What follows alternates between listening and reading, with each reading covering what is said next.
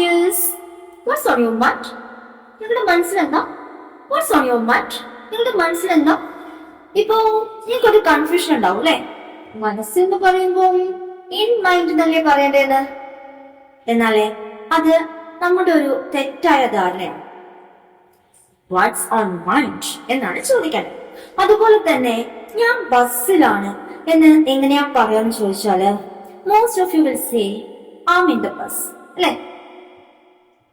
എന്നാ നമ്മളൊക്കെ എഴുന്നേറ്റ് നിൽക്കുവാനും നടക്കുവാനും കഴിയുന്ന വാഹനങ്ങളിലാണ് എന്ന് പറയുമ്പോ ഓൺ ആണ് വരിക.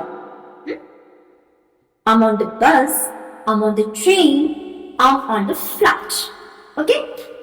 ഇനി നമുക്ക് കാറിലും ഓട്ടോയിലും ഒക്കെ എഴുന്നേറ്റ് നിൽക്കാനോ നടക്കാനോ കഴിയും?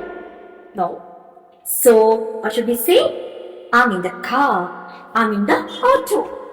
ഞാൻ കാറിലാണ്, I'm in the car.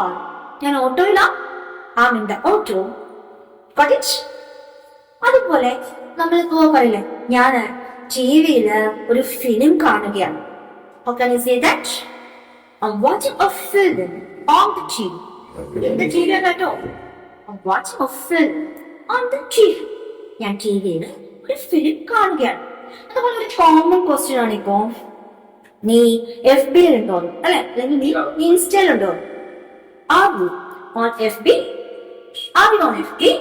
നീ FB ഉണ്ടോ? നമുക്ക് ഏത് സോഷ്യൽ മീഡിയയിലാണെങ്കിലും ഇത് പറയാട്ടോ. Okay? So, it's all clear now?